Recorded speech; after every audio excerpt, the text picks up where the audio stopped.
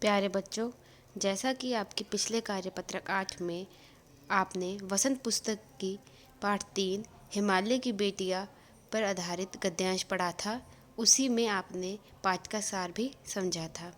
अब आपकी कार्यपत्रक 9 में भी इसी पाठ पर आधारित अन्य गद्यांश आया है, तो चलिए हम इस गद्यांश को पढ़ते हैं।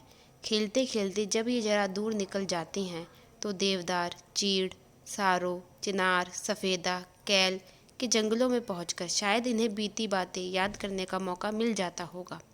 कौन जाने बुढ़ा हिमालय अपनी इन नटखट बेटियों के लिए कितना सिर धुनता होगा। बड़ी बड़ी चोटियों से जाकर पूछिए तो उत्तर में विराट मौन के सिवाय उनके पास और रखा ही क्या है।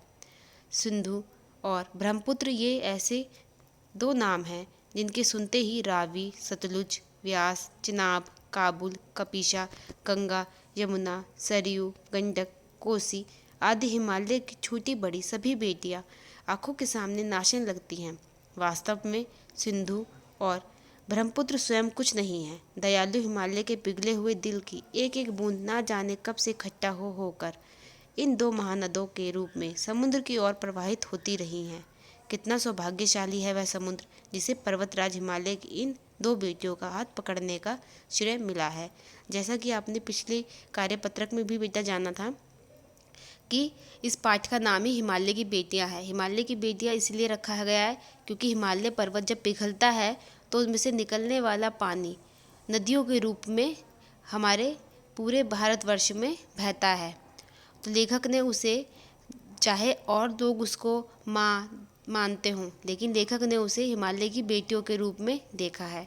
तो इसमें ही उसने, इसी गद्यांश में उसने उन्हीं बेटियों की अन्य कलाओं के बारे में समझाते हुए कि कैसे जो ये नदियां हैं वो बेटी के रूप में कैसे खेलते हुए दूर तक निकल जाती हैं और जंगलों में पहुंचकर उन्हें अपनी बीती बातें याद करने का मौका मिलता होगा।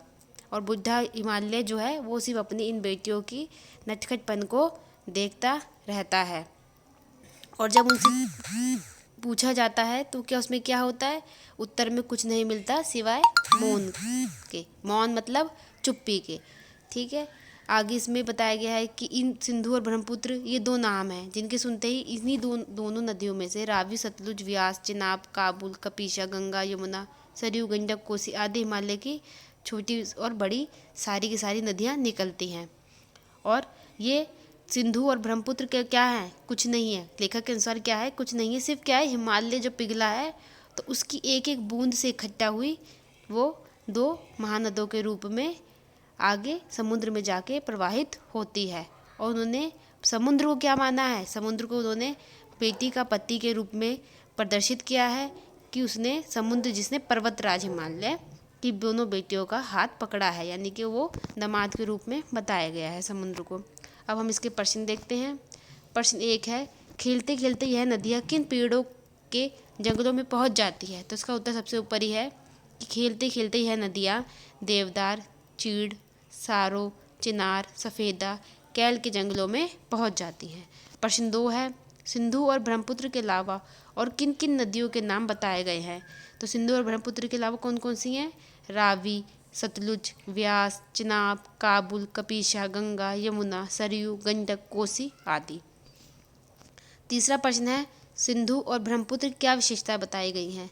तो सिंधु और ब्रह्मपुत्र की विशेषता है कि वह स्वयं कुछ नहीं है, वो क्या है, दयालु हिमालय के पिघले हुए दिल की एक एक बूंद इकट्ठा होकर दो महानदों के रूप में हुई है और वो आगे जाकर किसमें, समुद्र में ही की ओर प्रवाहित होती है। आगे प्रश्न नंबर 4 है, नदियों से होने वाले लाभों के बारे में सोचकर इस विषय पर एक निबंध लिखिए। अब आपको ये निबंध खुद लिखना है कि नदियों से हमें क्या क्या लाभ मिलता है। ठीक है, उसका कुछ आपको मैं बता देती हूँ। नदियों से खेतों में सिंचाई होती है, नदियों का पानी ही हम पीने योग्य होता है क्योंकि समुद्र का पानी खारा होता है, नदियों का पानी पीने योग्य होता है। ऐसे ही पॉइंटों में, बिंदुओं में आप इस निबंध को लिखेंगे कि उसके क्या क्या लाभ हैं।